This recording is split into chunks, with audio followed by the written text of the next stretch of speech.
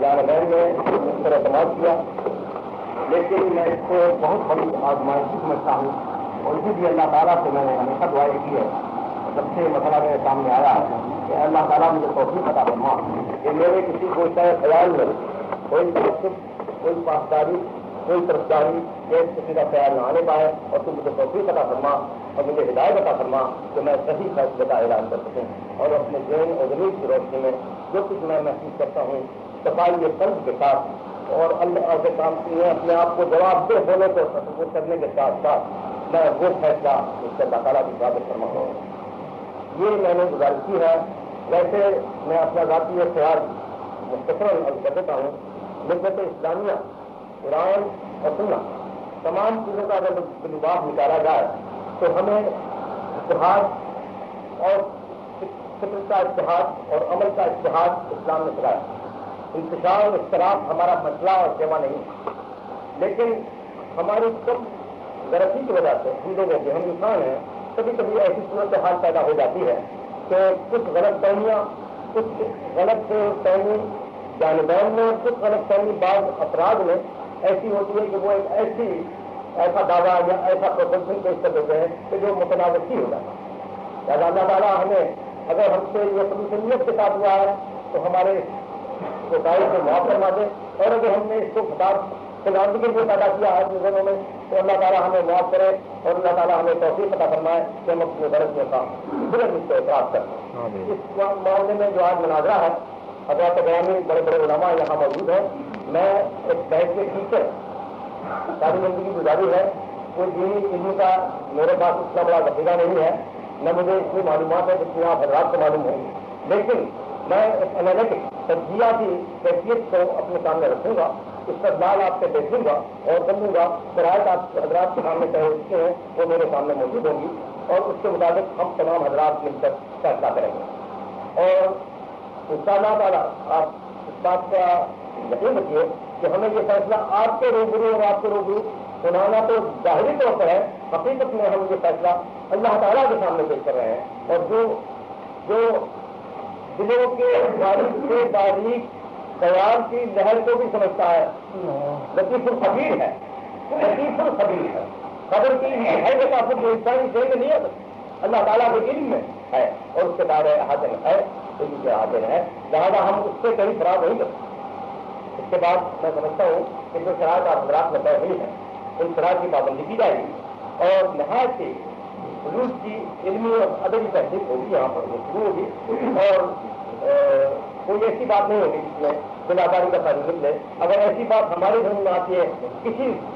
میرے نزدیک، میں آپ کو ایک بات اپنی راضی کی اور ظاہر کروں کہ میں آپ حضرات علماء کرامی کو متعارف نہیں تھی، نہ آپ سے نہ آپ سے، لیکن میں جس کو بھی کہوں گا کہ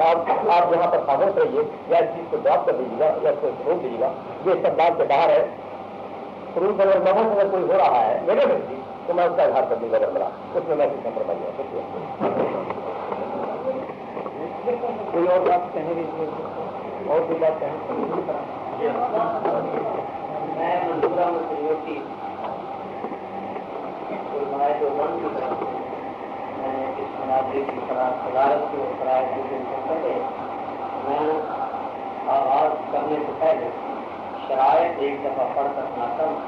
تاکہ طریقے ان شرائط کو سن لیں، اور 3 ہزار کے سامنے کی شرائط موجود ہیں۔ صدر مناظرہ کا صرف اتنا ہی کام ہوتا ہے کہ وہ اپنے مناظرین سے شرائط کی پابندی کرائے اور انتظام کو بحال رکھے۔ اگر فریق مخالف کا مناظر شرائط کی خلاف ورزی کر رہا ہو تو وہ اس سے نشاندہی کرے اور منتقین حضرات اس کے مطابق اس کو ہدایت کریں۔ بسم اللہ الرحمن الرحیم۔ آج مورتا 6/8/89 کا وقت سے 12:45 شخص کا مکان محمد یوسف صاحب چشتی واقعہ محلہ پتن والا جنگ صدر مابین فریقین درج غیر امور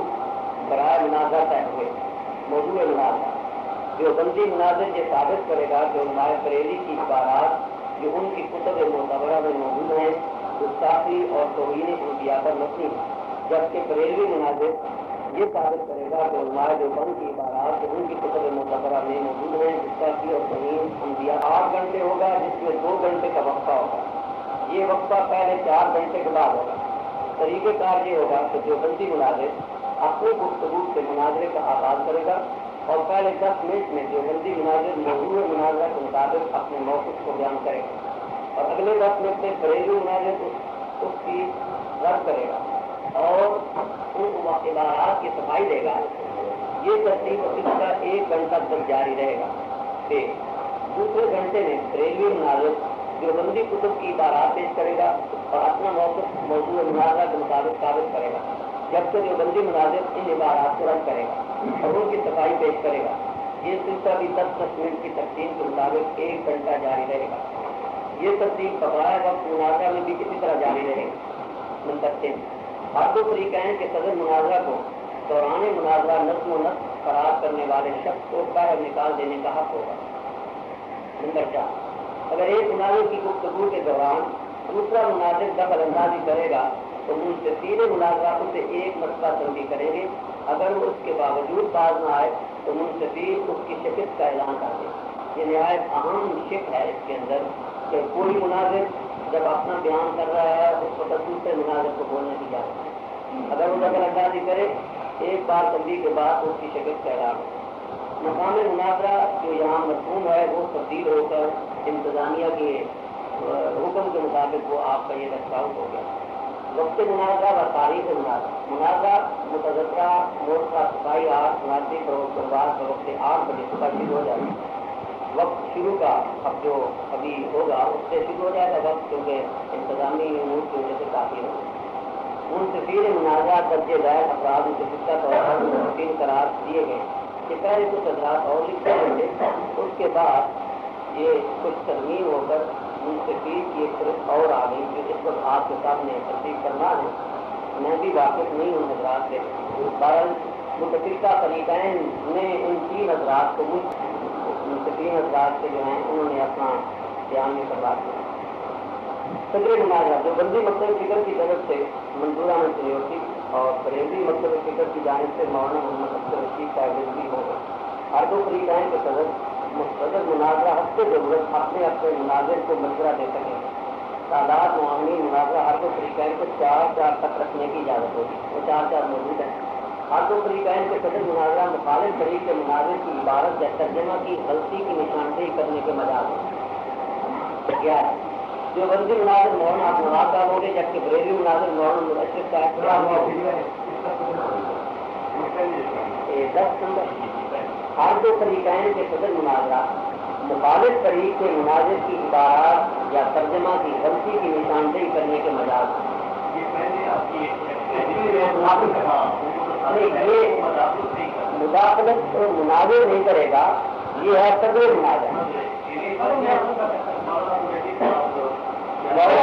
صاحب اگر کسی عبارت کی ترجمے کی غلطی ہے تو وہ نشاندہی کرتے ہیں. مناظر اگر ایک بیان کر رہے دوسرا مناظر دخل اندازی نہیں کرے اس سے معاملہ اگر تو لکھا ہوا بھی لیکن ہونا چاہیے. جو بندی مناظر مولانا نواز صاحب ہوں گے، جبکہ بریلوی مناظر مولانا مدثر صاحب ہوں گے. تعداد تعلیم اس میں بھی انتظامیہ کے مطابق فیصلے کی کمی کر دی گئی. 50 سال سے کو بھی ہو گئے. ہر مناظر منصفین کے فیصلہ کے مطابق بصورت شکست اپنی شکست کا اعلان نماز میں کرے گا، جیسے فیصلہ دیں گے اس فیصلے کے مطابق. نمبر 14، ہر دو فریقین کے مناظرین میں سے جو بھی 13 مدرجہ دار شرائط میں سے کسی ایک سے انحراف کرے گا تو درجے ذیل افراد اس کی شکست کا برملا اعلان کریں گے اور اگر چاہیں تو اسے تحریری صورت میں شائع کیا جا سکے گا. شیخ عمر فاروق ایڈوکیٹ حاجی اللہ وسائل صاحب صدر انتظامیہ، جی ایم نظامی ایڈوکیٹ ملک محمد اقبال صاحب سیکرٹری. دوسری طرف سے محمد صاحب قاضی ایڈوکیٹ شیخ محمد بارد صاحب صدر انتظامی اور مولانا محمد سید صاحب قاضی منظور اختر ہے کی طرح. یہ شرائط اور اس کے مطابق اب مناظرہ شروع ہوگا. حقیقت تو یہ ہے کہ یہ ایک طلب کا موضوع ہے. دونوں ہی فریق اس بات پر متفق ہیں کہ حضور کی گستاخی ایمان اور کفر کا موجب ہے. ایک دوسرے کا الزام دیا ہے وہ کرتے ہیں ان کی طرف سے گستاخی درد ہوئی، دوسرے کہتے ہیں ان کی طرف سے. اور یہ ناخوشگوار کا ایک فریضہ ہے، لیکن اس کا ایک پہل یہ بھی ہے کہ اگر دونوں فریق میں سے کسی ایک چیز کو غلط فہمی ہے وہ دور ہو جائے اور دونوں اپنے اس دعوے میں کہ ہم حضور سے محبت رکھتے ہیں اور حضور کی گستاخی کو ہم اوپر اور خروج اسلام سمجھتے ہیں، تو ممکن ہے کہ وہ غلط فہمی دور ہو کر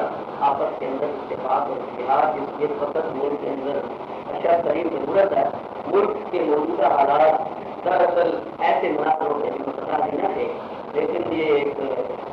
مجبوری اور سمجھی ہے کہ بہرحال ہمارے ضلع کے اندر یہ ایک طرز کا موضوع شروع ہوا۔ اللہ کرے کہ یہ خوش خوبی کے ساتھ طے پا جائے۔ میں آپ اپنے مناظر جی دوران مناظرہ اگر کوئی مناظر کوئی ایسی زبان یا اصول بیان اختیار کرتا ہے کہ جو دوسرے کے لیے باعث دل آزادی ہوتا ہے یا آسان تعمیر تو ان کو خاموش کر سکتے ہیں۔ یہ تو آگے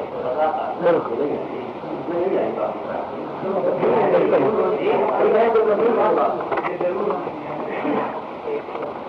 یہ تو جو قدر نہیں ہے مستفید آزاد ہیں جی، یہ بات شروع میں میرے خیال میں اگر ایک ہر تو فری بینک صدر منازعہ کو دوران منازعہ خراب کرنے والے شخص کو باہر نکال دینے کا حق ہوگا جی۔ اگر ایک مناظر کی گفتگو کے دوران دوسرا مناظر دخل اندازی کرے گا تو منصفین مناظرہ اسے ایک مسئلہ بندی کریں گے، اگر اس کے باوجود معاملہ ہے تو منصفین اس کی شرکت کا اعلان کر دیں گے۔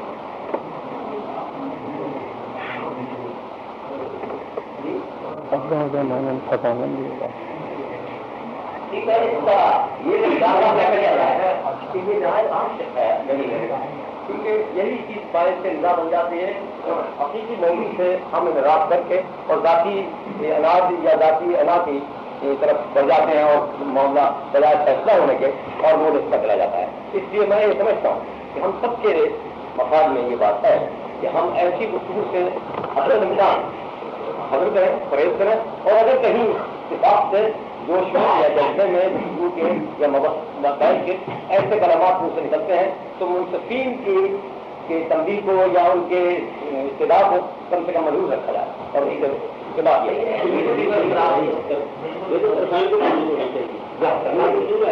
کہ کلامی بھی نہ ہو اور دوسرے اکابرین پر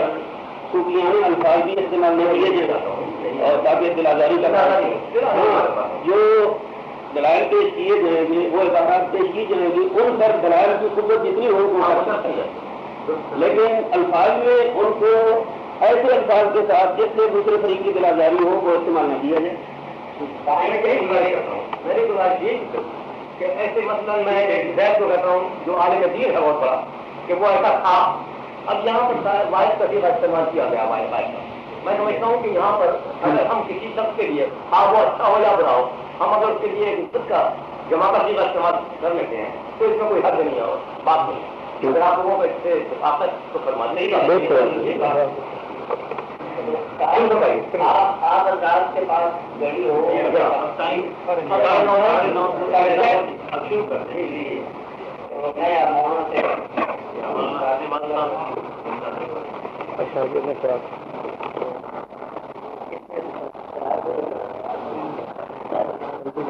شرائط میں نہیں ہے۔ اگر آپ کا ویسے طے شدہ ہے کہ منصفین حضرات سے کہتے ہیں کہ حلف ہوگا غیر جانبداری کا، نہیں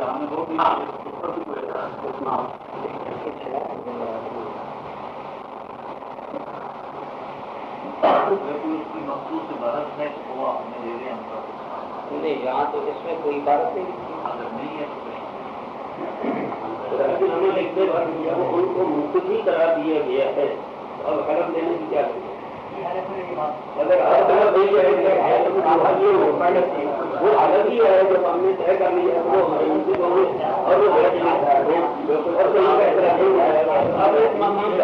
الگ لینے کا مسئلہ نہیں ہے، شرائط میں نہیں ہے، پہلے شرائط میں نہیں ہے۔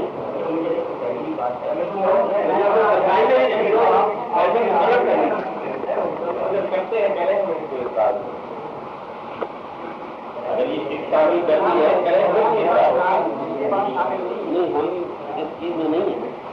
اس لیے کہ ہم نے جب ان کو منظور کر لیا ہے کہ یہ غیر جانبدار حیثیت سے یہ فیصلہ کرے گی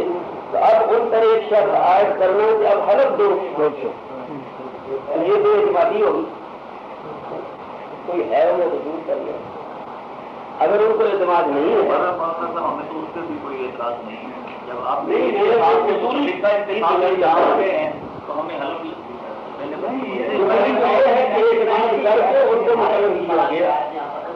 حضرات میں نے تو پہلے ہی ایسے کیا کہ مجھے یہ فیصلہ اللہ تعالیٰ کے سامنے دینا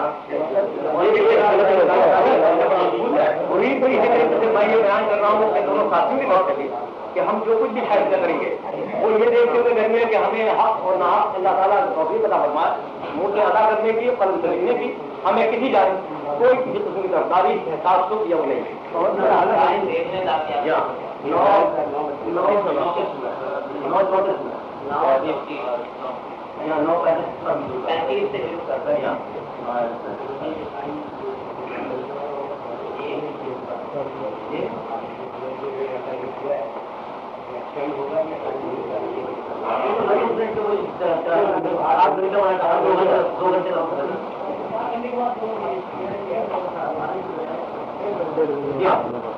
یہ تاخیر سے جو شروع ہو رہا ہے وہ یاد ہے نحمده ونصلي على رسوله الكريم اما بعد اللهم صل على سيدنا ومولانا محمد وعلى آل سيدنا ومولانا محمد وبارك وسلم عليه. اعوذ بالله من الشيطان الرجيم. بسم الله الرحمن الرحيم. يا ايها الذين امنوا لا ترفعوا اصواتكم فوق صوت النبي ولا تجهروا له بالقول كجهر بعضكم لبعض ان تحبط اعمالكم وانتم لا تشعرون. صدق الله وصدق رسوله. قابل احترام ججز صاحبان اور صدر اجلاس، دنیا اسلام کا اس بات پر اتفاق ہے کہ اللہ کے کسی بھی سچے پیغمبر کی تبلیغ وہ اس شخص کو جو تبلیغ کرنے والا ہو اس پیغمبر کا ان کی شمار نہیں ہے. اور اسی طرح اس بات پر عالم اسلام کا اتفاق ہے کہ جتنے بھی اللہ رب العالمین کے سچے پیغمبر آئے ان پر ایمان لانا، ان کی عزت، ان کا احترام کرنا یہ ہر مسلمان پر فرض اور واجب. میرے واجب احترام وہی ہے. آج کا یہ اجلاس اور یہ مناسب جس کے شرائط آپ حضرات نے سن لیے، اس میں میرے ذمہ یہ بات لگائی گئی اور میرا یہ دعویٰ علماء بریلوی سرور عالم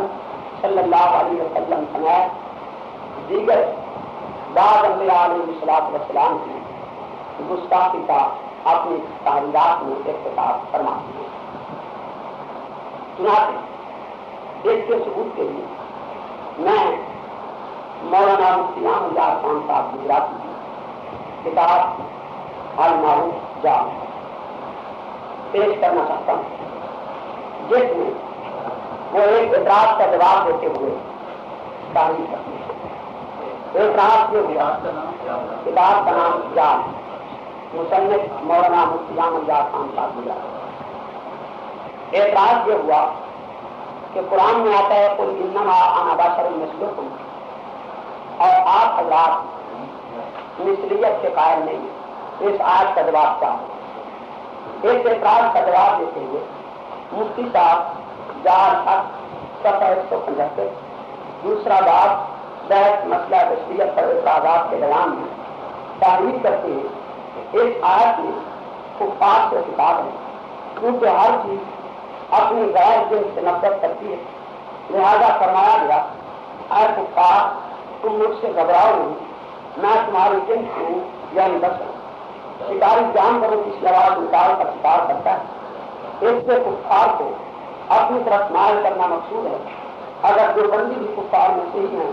تو ان سے بھی یہ خطاب ہو سکتا ہے. ہم مسلمانوں کو فرمایا گیا حجم قابل احترام سامعین، میرا اس پر اعتراض یہ ہے کہ سرور عالم صلی اللہ علیہ وسلم سے زیادہ سچا آج تک کائنات میں نہیں آیا. سچے اور بھی بہت انبیاء علیہ السلام سب سچے، لیکن جیسے انبیاء کے درمیان درجات کا فرق ہے آج سے زیادہ سچا آج تک مان نہیں کرنا۔ اور آپ صلی اللہ علیہ وسلم نے پتھر کھائے، تلواروں کے سائے میں آپ نے سچ کہا، ہر وقت آپ کی زبان سچ نکلتا رہا، اور یہی ایک صادق و مصدوق پیغمبر کی شان اور عزت دے سکتی ہے۔ مفتی صاحب نے جہاں ایک عبارت میں حضرت صلی اللہ علیہ وسلم معاذ اللہ نقل کفر نباتی، میں اجازت کرنا چاہتا ہوں، آپ صلی اللہ علیہ وسلم کو اس تاریخ میں دھوکے باز ثابت کیا ہے کہ آپ صلی اللہ علیہ وسلم مسلمانوں سے اور الفاظ سے خطاب فرما رہے تھے، کفار کو ان اور الفاظ سے خطاب فرما رہے تھے۔ کفار کو فرماتے تھے تمہاری جن سے ہوں قریب آ جاؤ، مسلمانوں سے کہتے تھے کہ میرے ملت تم میں سے کوئی نہیں۔ پیغمبر کی 2 زبانیں بتلائی گئی، معاذ اللہ دوگری پالیسی بتلائی گئی، آپ نے کفار سے کچھ کہا، مسلمانوں سے کچھ کہا، پھر اس میں شکاری جانوروں کی آواز نکال کر شکار کرتا ہے۔ یہ مثال اس عبارت کو اور زیادہ امام الانبیاء صلی اللہ علیہ وسلم کی عظمت کے خلاف بنا رہی ہے کہ دنیا جانتی ہے شکاری جب کوئی بٹیر پکڑنے کے لیے جاتا ہے تو وہ آواز بٹیرے جیسی بناتا ہے، اور ظاہر ہے کہ وہ خود بٹیرا نہیں بلکہ وہ شکار کو دھوکہ دینا چاہتا ہے کہ شکار سمجھے میری جنس ہے، حالانکہ وہ اس کی جنس نہیں ہوتا، اور وہ یہ سمجھ کر کے مجھے میری جنس آواز دے رہی ہے، وہ بھاگ کے آتا ہے، جال میں پھنس جاتا ہے، اس طرح وہ اس کو شکار کر لیتا ہے۔ تو شکاری کی یہاں مثال پیش کر کے وہ یہ بتلایا گیا کہ حضرت صلی اللہ علیہ وسلم نے کفار کو ابتدا نہ بتلایا کہ میں کس جنس سے ہوں، یہ نہ بتلایا حقیقت میری کیا ہے، بلکہ انہوں نے کہا کہ ہوں تمہاری جنس سے۔ واقعہ اس کے خلاف تھا، واقعہ آپ جنس سے بشر سے نہیں تھے، واقعہ آپ انسان اور بشر نہیں تھے۔ کفار کو اپنی طرف مائل کرنے کے لیے کہا، چنانچہ مفتی صاحب فرماتے ہیں اگر جو بندی بھی کفار ہیں ان سے بھی یہ خطاب ہو سکتا ہے، ہم مسلمانوں سے نہیں ہو سکتا۔ یعنی کفار کے لیے تو آپ نے یہ خطاب کیا، مسلمانوں کے لیے آپ نے یہ خطاب نہیں کیا۔ میرے واجب الاحترام میرا یہ دعویٰ ہے اس عبارت میں حضرت صلی اللہ علیہ وسلم کو دھوکے باز اور معاذ اللہ جھوٹ بولنے والا اور معاذ اللہ کفار کو معجزات کے ساتھ، دلائل کے ساتھ، اپنے اخلاق کے ساتھ، اپنے تقدس کے ساتھ اپنی طرف وہ مائل نہ کر سکے، بلکہ آپ کو ایک ایسا طریقہ استعمال کرنا پڑا کہ جو طریقہ ایک عام شریف انسان کی بھی تقدس کے خلاف ہے، اور پیغمبر کو درکنار، اور وہ پیغمبر جسے سرتاج الانبیاء، فخر الرسل، خاتم النبیین، سلطان الرسل جیسے مقامات اور شرط حاصل ہوں، اس ذات گرامی کی طرف یہ بات منسوخ کر دی جائے کہ آپ صلی اللہ علیہ وسلم کو پاک کو اس رنگ میں لانے کے اپنی طرف مائل کرنے کے لیے فرماتے تھے میں بشر ہوں، حالانکہ ایسا نہیں تھے جیسے کہ شکاری شکار کرنے کے لیے ایسا کرتا ہے۔ میرا اس پہ یہ الزام ہے، یہ اعتراض ہے۔ اس عبارت میں فخر عالم صلی اللہ علیہ وسلم کی دوگری پالیسی بیان کی گئی ہے، امام الانبیاء کو دھوکے باز ثابت کیا گیا ہے، آپ کو شکاری دھوکے باز سے تشبیہ دے کر آپ کے تقدس کے خلاف بات کی گئی ہے، اور یہ اس عبارت سے جو اردو عبارت ہے بڑی صراحت کے ساتھ موجود ہے۔ میں ان الفاظ سے افتخار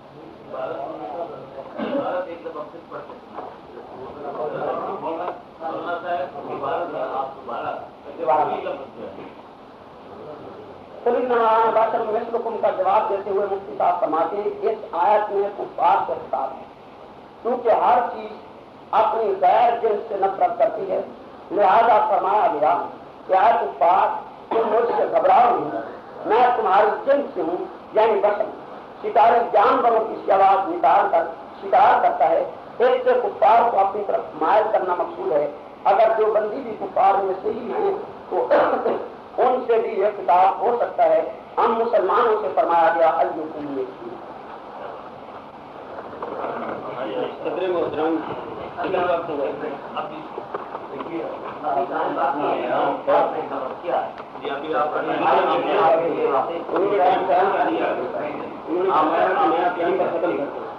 کہانی باقی ہے نا جی، ابھی آپ کے وقت 2-3 منٹ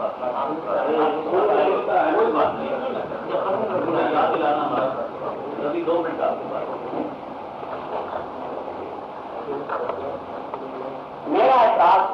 دوسرا اسی موضوع کے سلسلہ میں مفتی صاحب پر ہے، وہ اپنی اسی کتاب جال حق کے صفحہ 91 پر ایک قرآن حکیم کی دوسری آیت کا جواب دیتے ہوئے تعریف فرماتے ہیں۔ آیت یہ قل لا اقول لکم عندی خزائن اللہ ولا اعلم الغیب ولا اقول لكم ملک. ایک آیت پر اعتراض ہوا کہ جناب ایک میں آپ رسول اللہ صلی اللہ علیہ وسلم فرما رہے ہیں کہ میرے پاس خزانے نہیں، اور آپ کا عقیدہ ہے کہ آپ اس پار کھل ہیں، تو یہ آیت آپ کے خلاف جاتی ہے. مفتی صاحب جواب میں فرماتے ہیں لکم میں کفار سے خطاب ہے، یعنی آیت آخرو میں تم سے نہیں کہتا کہ میرے خزانے ہیں، تم چور ہو، چوروں کو خزانے نہیں بتائے جاتے، تم شیطان کی طرح اسرار کی چوری نہ کر لو. میرے واجب السلام بزرگوں، اس میں بھی میرا یہی اعتراض ہے کہ آج صلی اللہ علیہ وسلم کو اپنے خزانے بچانے کے لیے یہ ثابت کیا گیا ہے کہ آپ نے کفار کے سامنے بولا معاذ اللہ خزانے تو تھے لیکن فرما دیا میرے پاس نہیں ہے تاکہ وہ چوری کر کے نہ لے جائے. تو میں یہ سمجھتا ہوں کہ پیغمبر کی عصمت کے یہ خلاف ہے کہ وہ خزانے کے لیے ایک خلاف واقع بات کہے. مجھے بار بار لفظ جھوٹ استعمال کرتے ہوئے بھی زبان لڑکتی ہے. اللہ معاف کرے کہ مجھے مجبوراً ان تاریخوں سے پردہ اٹھانا پڑا. میں یہ کہتا ہوں پیغمبر کی عصمت کے یہ قطعاً خلاف ہے کہ امام الانبیاء صلی اللہ علیہ وسلم جیسی ذات گرامی جس میں بدر اور اپنے تلواروں سے سائے نے کرنا حق کہا اسے یہ ثابت کیا جائے کہ انہوں نے اپنے خزانے کے ساتھ اس کے لیے کوئی بات کہا میرے پاس خزانے نہیں تھے تو صحیح لیکن چوری سے ڈر کی وجہ سے کہہ دیا کہ میرے پاس خزانے نہیں ہیں. ایک عبارت میں بھی آپ صلی اللہ علیہ وسلم کو بیان پہلی عبارت کے کرے آپ کے تقدس کے خلاف بات کی گئی ہے اور آپ کو جھوٹا ثابت کیا گیا ہے اور آپ کو کفار کے ساتھ اس قسم کی کاروائیوں میں کہ آپ ان کو دھوکے دے کر اس قسم کی تبدیلی کیا سکتے تھے یہ ثابت کیا گیا ہے. میں اپنی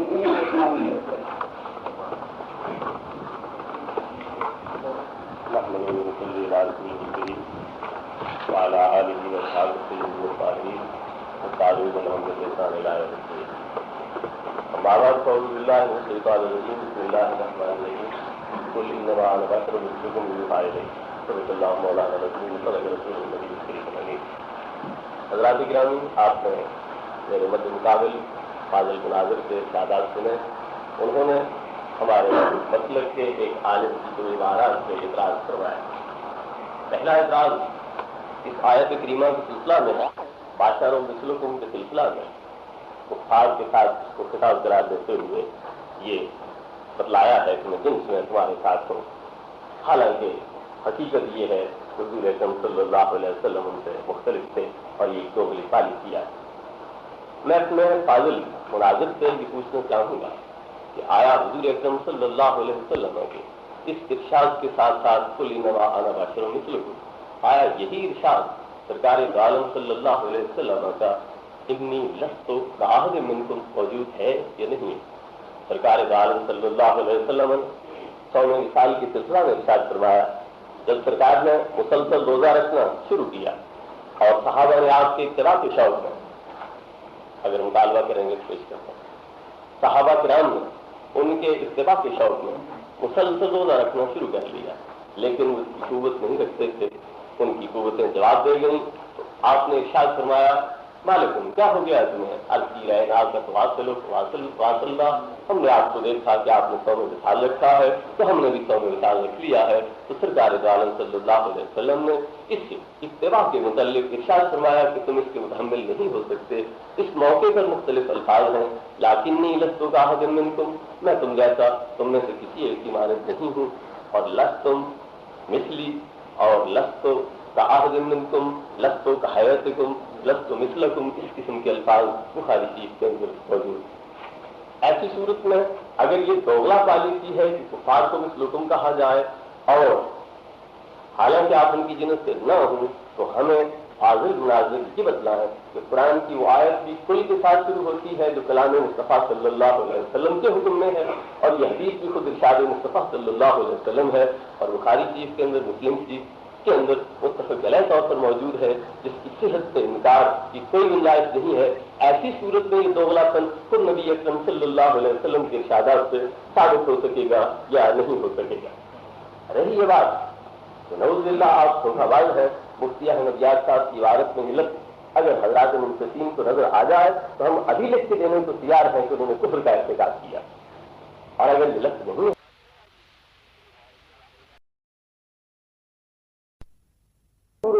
حضرت صلی اللہ علیہ وسلم کو شکاری نہیں کہا گیا، بلکہ آپ کا جو لوگوں کو جہنم سے گر رہے تھے ان کو بچا کے اللہ کی راہ پر چلانا، اللہ سے واصل کرنا تھا۔ اس منصب کو سمجھانے کے لیے یہ مثال دی گئی ہے کہ شکاری شکار کو قابو کرتا ہے تو سرکار نے ان لوگوں کو قابو کیا ہے جو جہنم سے گر رہے تھے، اور یہ خود سرکار صلی اللہ علیہ وسلم کا احساس ہے کہ انہیں آخروں کی وجہ سے تم میں تمہاری کمروں کو پکڑ جہنم سے پیچھے گھسیٹ رہا ہوں۔ تو اس منصب کے سمجھانے کے لیے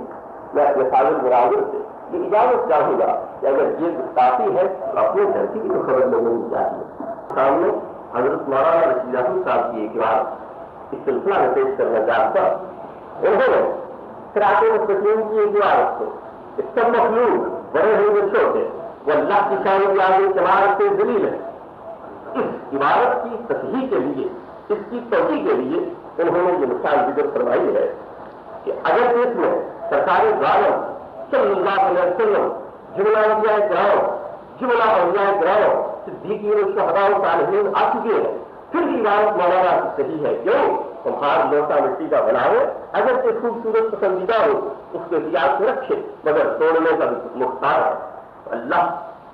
کے مطابق تمہار کو ذکر کیا ہے، اور بڑی مخلوق انبیاء و رسول کے مطابق، اولیاء صدیقوں کے مطابق، شہداء و صالحین کے مطابق لوٹوں کو ذکر فرمایا ہے۔ اگر اس عبارت میں آپ کو گستاخی نہیں نظر آتی ہے تو اس عبارت میں تو نظر آئی ہے، اگر کوئی فتوا لگاتے ہو، کسی کو گستاخ قرار دیتے ہو تو پھر دونوں کو ایک صف پہ رکھیے گا اور دونوں کو بھی فتوا لگائیے گا۔ اسلام ایک ہے، شخصیات کی وجہ سے وہ بدل نہیں سکتا ہے کہ فلاں وہی بات کہے تو اسلام بن جائے، غیر کہے تو کفر بن جائے، گستاخی بن جائے۔ ایک شخص ان کو رکھتے ہوئے ذرا فتوا لگا کے دیکھیں کہ پھر اس کا نتیجہ آپ کے مسلک پر کیا کرتا ہے۔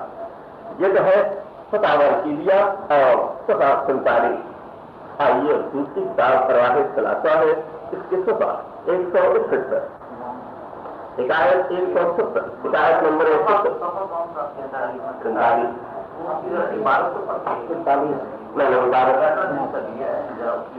تمہار لوٹا مٹی کا بناؤ، یہ اوپر عبارت یہ ہے سوال کی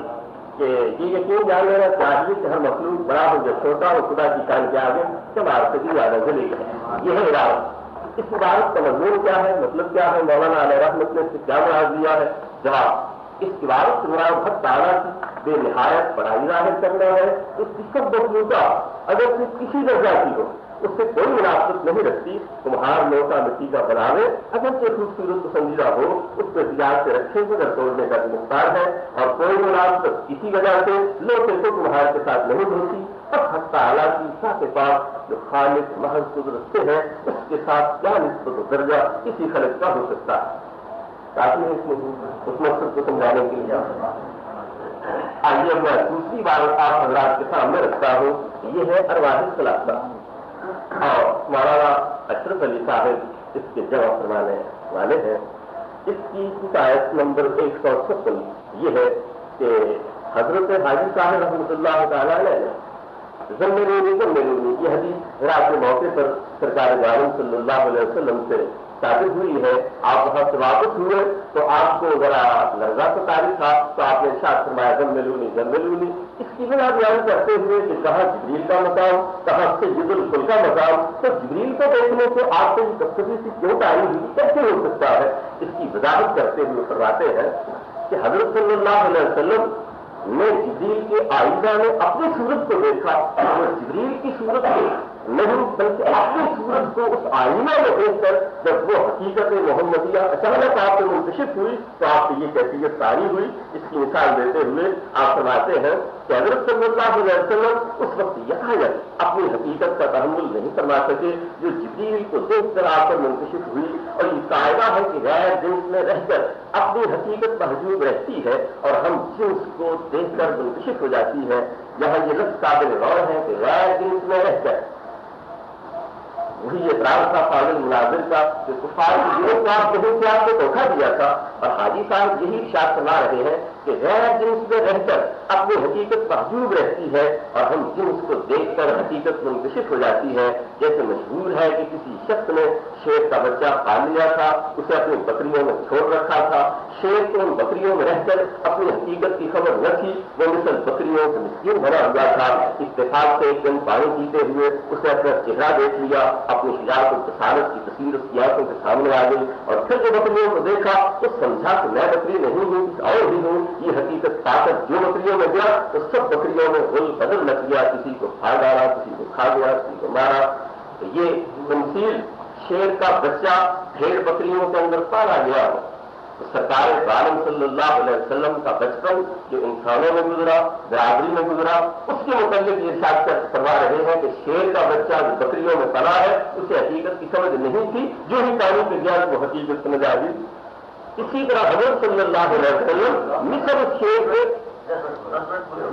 شیر کے اور مثل اس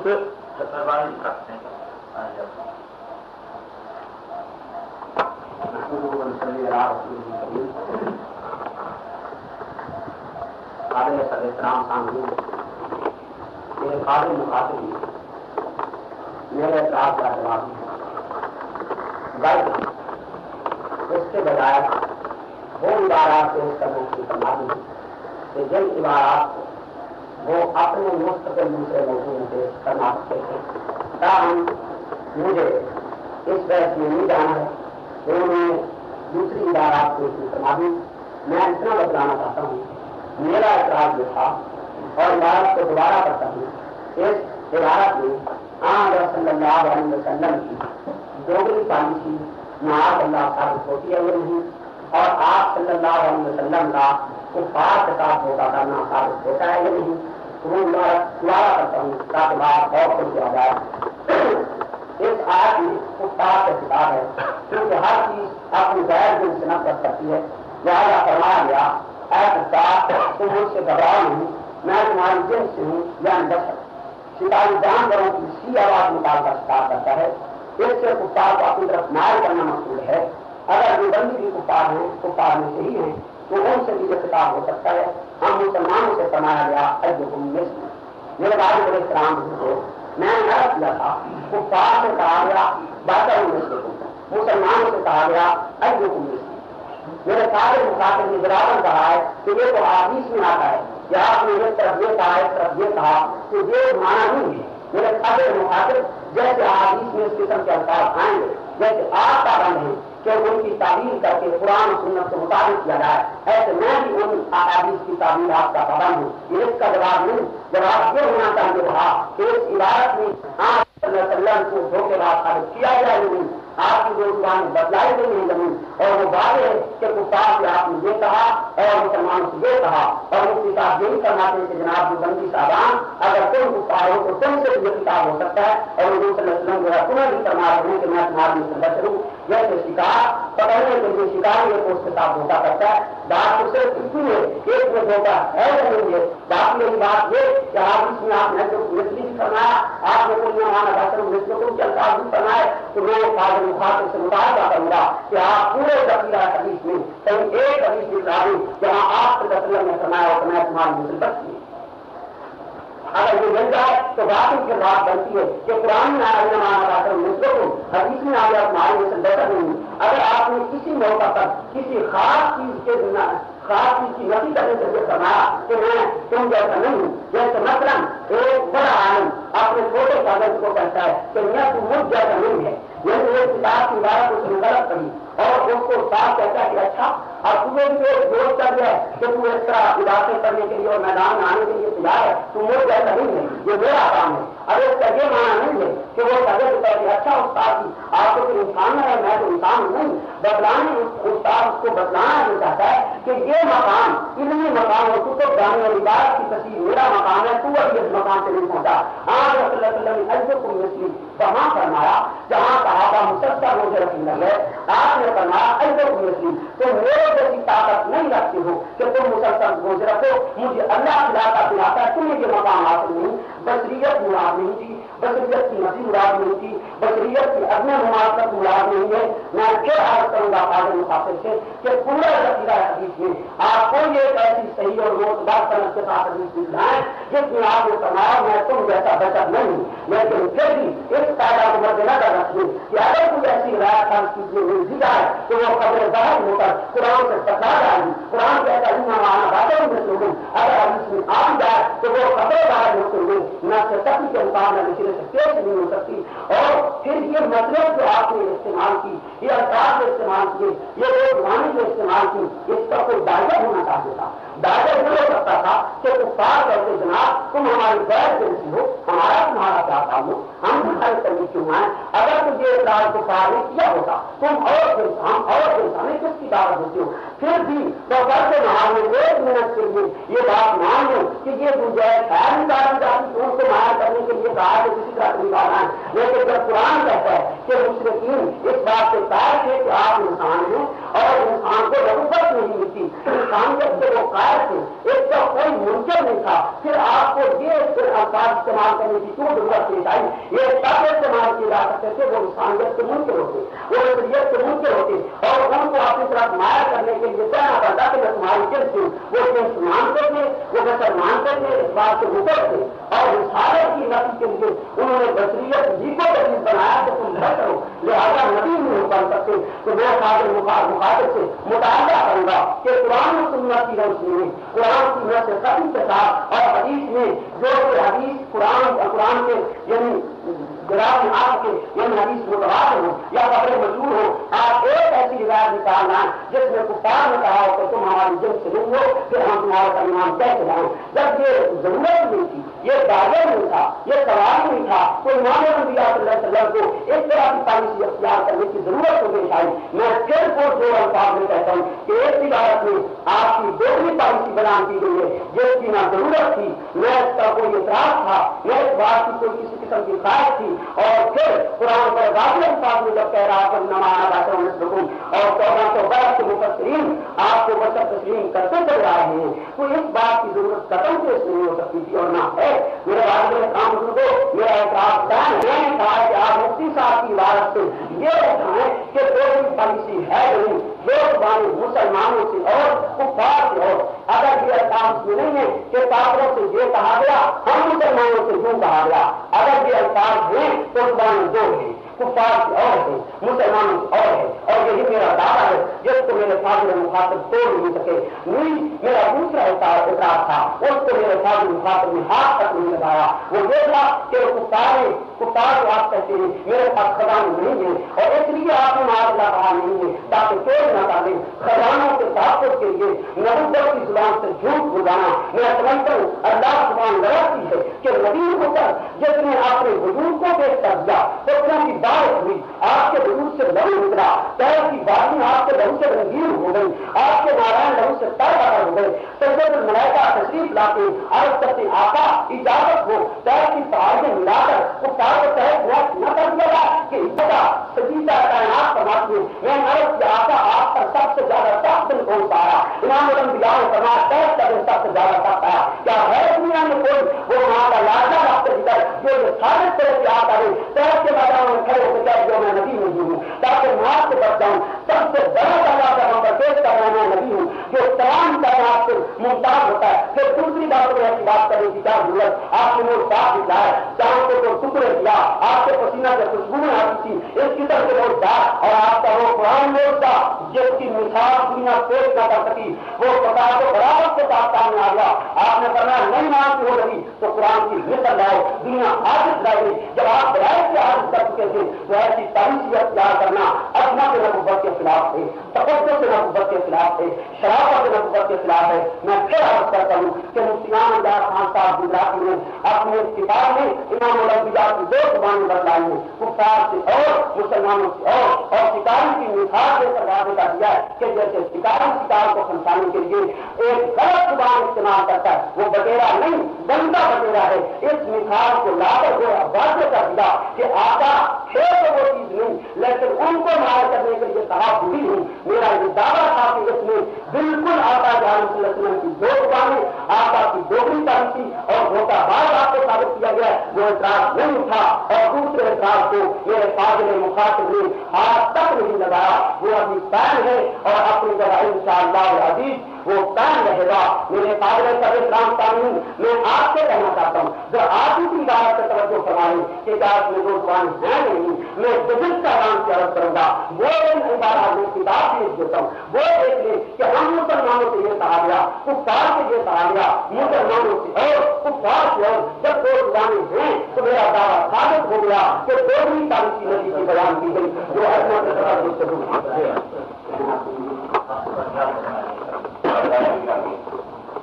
بادل مناظر نے سارا اپنا زور بیان اس کو کرنا دیا کہ کوئی ایسی حدیث ثابت کی جائے جس میں سرکار نے یہ فرمایا ہو کہ میں تمہاری طرح بہتر ہوں۔ اگر آپ کو یہی شوق ہے کہ مسئلہ حدیثیت اور نظاریت سے بحث کی جائے تو الگ موضوع رکھا جائے، پورا 10 منٹ کسی میں منتخب کرنا یہ ٹھیک نہیں۔ رہا یہ مسئلہ کہ ہم نے یہ اعتراض کیا تھا کہ سرکار کو شکاری قرار دیا گیا ہے، یہ بھی ایک احساس ہے۔ اس کی ضمن میں 2 مثالیں آپ کی کتابوں سے پیش کر سکتا ہوں، اور غالباً آپ یہ توجہ نہیں فرما رہے ہیں، یہ سمجھتے نہیں ہیں کہ جواب کے اندر مقدمات مسلمہ ہندل ختم جو ہوتے ہیں وہ پیش کیے جاتے ہیں۔ ادھر مثال ہے شکاری کے ساتھ، ادھر مثال ہے شیر کے بچے کے ساتھ، ادھر غیر جنس کہا گیا ہے، ادھر بھی غیر جنس کہا گیا ہے۔ ایسی صورت میں حاجی امداد اللہ صاحب کے ارشاد کے ساتھ ہم مفتی صاحب کی پوزیشن کو واضح کر رہے ہیں کہ یہی بات تمہارے ایک مسلم بزرگ نے ارشاد کروائی ہے اور یہی بات ہمارے بزرگ کہہ رہے ہیں۔ ایسی صورت میں یہ کہنا کہ اس سوال کا جواب نہیں آیا ہے غالباً ایک بہت بڑی زیادتی ہے جو عملاً ہی کی گئی ہے، یہ ظاہر ہونے کی کوئی وجہ نہیں ہے۔ رہے گا یہ مسئلہ کہ سرکار دوگلی پالیسی ثابت ہوتی ہے، بہت بڑی لفظ نہیں ہے، یہ آپ کی حاضیہ آ رہی ہے۔ ایسی صورت میں آپ کے سامنے کل نما علیہ کی آیت پڑھ چکا ہوں اور اس کے مطابق حدیث رسول صلی اللہ علیہ وسلم بھی عرض کر چکا ہوں، اور یہی مفتی صاحب فرما رہے تھے کہ کہیں تک جا تو میرے اللہ حکم کتاب مبین ہے کہ تمہارے پاس اللہ کی طرف سے نور آیا، کہیں اللہ نہیں وساج مہیرہ ان کو روشن کرنے والا چراغ قرار دیا ہے، کہیں منصر نورانیت کا اظہار ہے اور کہیں کل نما باشر مسلم اس کا اظہار ہے۔ تو قرآن کی 2 آیتوں سے 2 منصب ثابت ہوتے ہیں، نورانیت کا بھی بشریت کا بھی۔ اس کے درمیان تصدیق کرتے ہوئے مفتی صاحب نے یہ فرمایا ہے کہ کفار کو اپنی طرف مائل کرنے کے لیے کہ میں تمہاری جنس سے ہوں اور لقد جاءکم رسول من انفسکم ہوتے ہیں، اسی لیے کہا گیا ہے کیا وہ نہیں جانتے تھے کہ رسول ہماری جنس سے ہے، ہمارے نفوس سے ہے، ہماری قبیلہ سے ہے؟ جانتے تھے کہ واضح بات کے ذکر کا مقصد کیا تھا، کیونکہ جنس کی طرف مائل ہوتی ہے، جب صورتاً مماثل ہو اس کی طرف میلان پیدا ہوتا ہے، تو لہذا جہاں جنس یا حقیقت کے اندر اتحاد نہ ہو، ظاہری صورت کے اندر اتحاد ہو، تو مثل کہہ کے ان کو مائل کرنے کے لیے متوجہ کیا جاتا ہے۔ اور فاضل مناظر بٹیرا نہیں ہے اور بٹیرا بن جاتا ہے، یہ الفاظ استعمال کر گئے ہیں، تو یہ حاشیہ آرائی کو آپ چھوڑیں، آپ دلائل کی طرف آئیں اور دلائل سے ثابت کریں کہ مفتی صاحب نے کس کو بٹیرا کہا ہے، سرکار ابراہیم صلی اللہ علیہ وسلم نے کو فرمایا۔ ایسی صورت میں یہی مفتی صاحب آگے فرما رہے ہیں کہ مسلمانوں کو خطاب کرتے ہوئے فرمایا گیا ہے یوکن مسلی، اور یہی بخاری شریف کے الفاظ میں پہلے کر رہا تھا کہ ایوکم مسلی انی ابھی کو یطعمنی وسی ویسقینی، تم میں سے کون میری مانند ہے، میں ہر رات رب کے پاس ہوتا ہوں، مجھے کھلاتا بھی وہ ہے پلاتا بھی وہ ہے، لہٰذا میں روزے مسلسل رکھ سکتا ہوں کیونکہ میں ہر رات وہاں رہتا ہوں، کھاتا ہوں پیتا ہوں، تمہارے اندر یہ ہمت اور طاقت نہیں ہے۔ ایسی صورت میں باقی مقام سامنے آ گیا کہ بظاہر یہاں ہے اور در حقیقت وہاں ہے، تو تعلق اور تجرب کی جو 2 حیثیتیں ہیں ان کو واضح کر دیا گیا ہے۔ اور حضرت مولانا جب برداری پڑی ہوگی تو انی جائے منسلم سے خلیفہ کی بحث میں یاد ہوگی، اور وہاں یہ واضح کر دیا گیا ہے حاشیہ بیضاوی کے اندر جو فاضل سالکوٹی نے لکھا اور روح المعانی کے اندر کہ خلیفہ 3 ضرورتوں کے تحت آتا ہے۔ اپنے بات کو دور نہیں لے جانا چاہتا، فاضل مناظر چونکہ مطالبہ کر رہے ہیں دوسرے اعتراض کا، ایک کا جواب دیتے دیتے بہت وقت چاہیے مجھے، تو بہرحال وہاں انہوں نے تصریح کی ہے کہ لابد من متوسط فی جہت تجرد والتعلق لیستفید من جہت ویفید باخری، خلیفہ کیوں مقرر کیا اللہ رب العزت نے؟ تاکہ مخلوق اور خالق کے درمیان کوئی مناسبت نہیں ہے، ان کے درمیان ایک ایسا رابطہ پیدا ہو جائے، صورت بشر ہوتا تو ادھر مناسبت ہو، وقت اس کا روحانی نورانی ہوتا تو ادھر مناسبت ہو، وہاں سے شاید لے اور ادھر شاید دے۔ اگر یہ دوہری حیثیت ہونا دوگلا پالیسی ہے تو آپ علامہ آلوسی کو فتویٰ لگائیے، آپ حاضر سالکوٹی پہ فتویٰ لگائیے، آپ دوسرے مفسرین حضرات جو ہیں ان پہ فتویٰ لگائیے جنہوں نے کہا ہے کہ لا بد من مناسبت للافاضۃ والاستفاضۃ ہے، لینے اور دینے کے لیے مناسبت کا ہونا ضروری ہے۔ اس کے ساتھ ساتھ میں آپ سے یہ عرض کروں کہ ضرورت کے تحت ایسے الفاظ استعمال کیے جاتے ہیں جو کہ ذومانیان ہوتے ہیں. مثال کے طور پر جابر اور ظالم بادشاہ کے سامنے جب یہ حضرت ابراہیم علیہ السلام کی بیوی کا معاملہ آیا تو اس نے پوچھا آپ سے یہ کون ہے؟ آپ میری بہن ہے.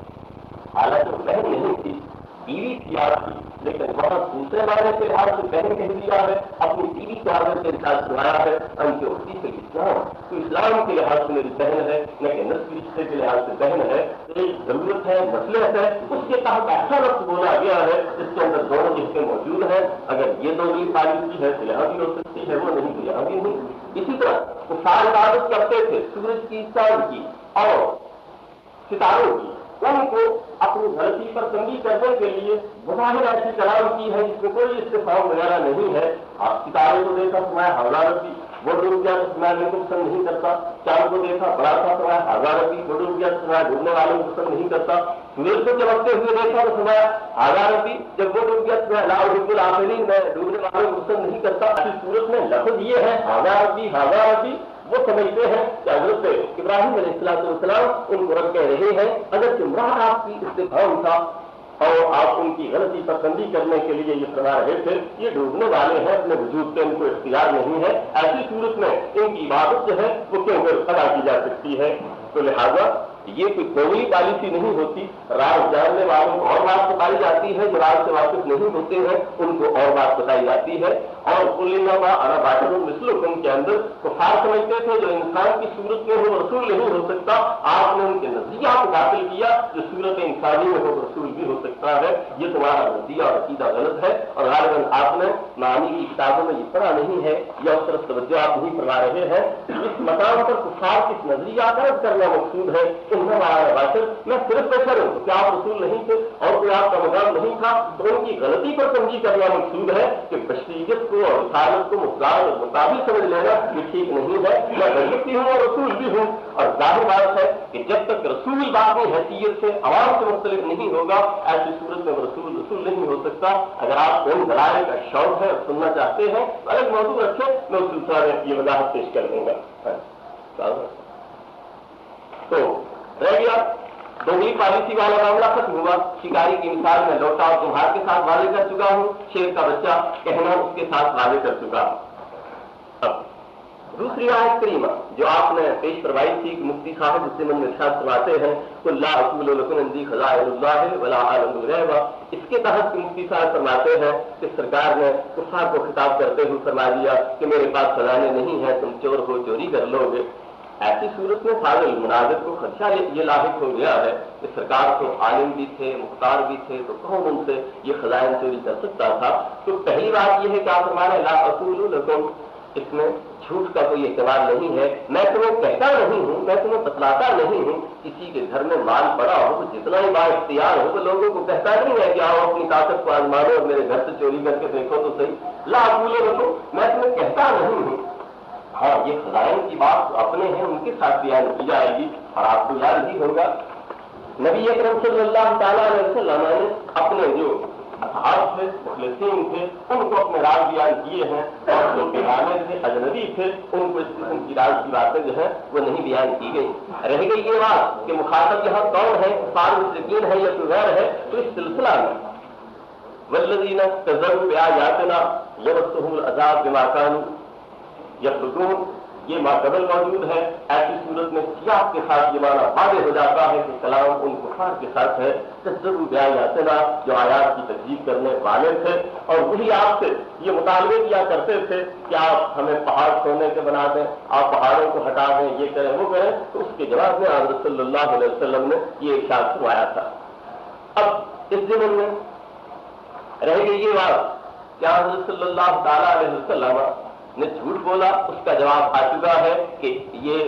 اظہار نہیں کیا گیا ان کے سامنے، لا اقول کہا گیا کہ میں کہتا نہیں. دوسری صورت یہ رہی کہ آپ حفاظت کر سکتے تھے تو اللہ رب العزت کی حفاظت کر سکتا ہے آسمانوں کی، لیکن باوجود اس کے براہ راست کرنے کے قادر ہے، علی کل شیء قدیر ہے. اس نے فرشتے مقرر کر رکھے ہیں اور ان کے لیے رجوم ہے جو آلے کا کام دیتے ہیں، اسلحہ کا کام دیتے ہیں.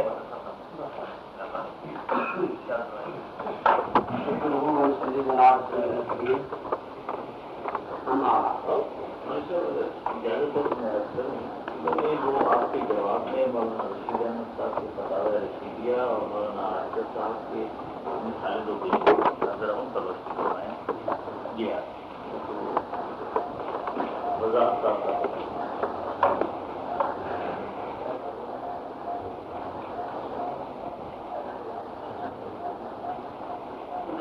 گزارش کروں گا یہ اس وقت جو ابھی تو مناظر صاحب نے یہ کرتے مدد کرتے ہوئے اپنی کتاب ہمارے قریب کی کتابیں یا ہمارے متقدین افراد ہیں ان کی باتیں پیش کی آپ اپنے موضوع میں پیش کرتے ہیں اپنے وقت میں پیش کرتے ہیں لیکن یہ آپ نے خط مبت کرتے ہوئے موضوع سے ہٹتے ہوئے آپ نے وہ چیزیں پیش کی ہیں جن کا جواب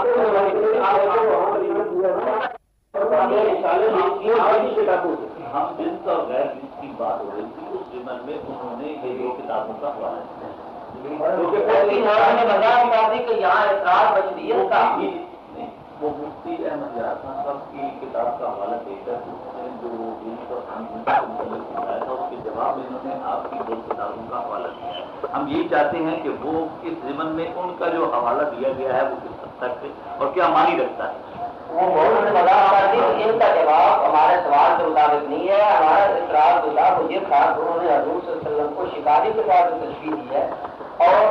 اس میں حضور صلی اللہ علیہ وسلم کی بشریت کا کوئی انکار نہیں کر رہے تھے, وہ بشریت کا اقرار کرتے تھے اور یہاں پر بشریت کا اقرار ہونے کے ساتھ یہ مثال دے کر انہوں نے توہین کی ہے.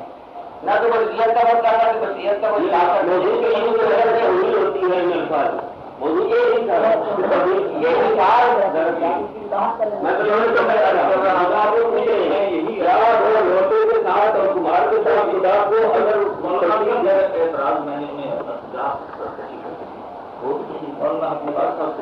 ہے کہ آپ کے اعتراض کے جواب میں انہوں نے دو مثالیں پیش کی ہیں.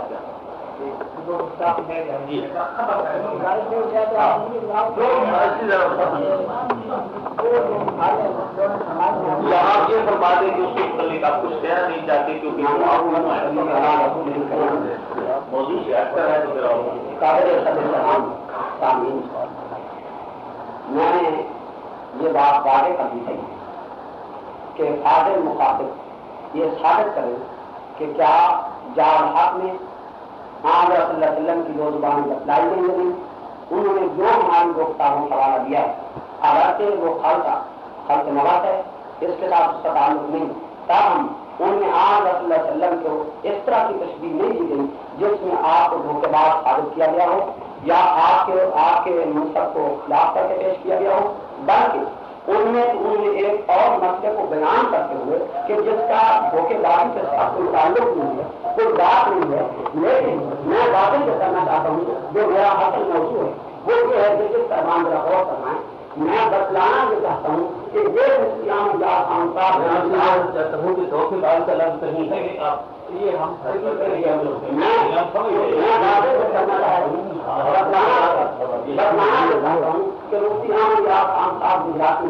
جو عبارت کتاب میں لکھی ہے اس عبارت میں دو زبانیں استعمال کی گئی ہیں یا نہیں, اگر کی گئی ہیں اور کسی اور نے بھی کی ہیں اور وہ بھی اس کی ذات میں آتا ہے وہ ایک مستقل موضوع رکھا ہوا راجے کے جو بندی گستاخ انبیاء جب یہ ثابت ہو جائے گا کہ ایک عبارت میں گستاخی نبی تھی تو آپ دوسری اپنے نمبر میں وہی عبارات اٹھا کر جناب آپ ان کو صحیح سمجھ چکے. آپ دیکھیے آپ کے بزرگوں نے چیزیں کر رکھی ہے, اس کا مطلب تو گویا یہ نکلے گا کہ اگر ہم نے تو نہیں کیے تو تم نے بھی کر دیے, یہ گویا دونوں باتیں ہوئے,